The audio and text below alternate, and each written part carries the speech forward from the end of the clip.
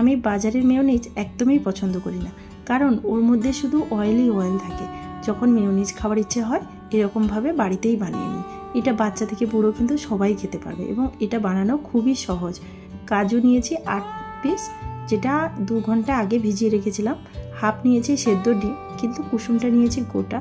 1 চিমটে লবণ, 2 টিস্পুন মতো টক দই দিচ্ছি, সাথে দিয়েছি 1 চিমটে চিনি।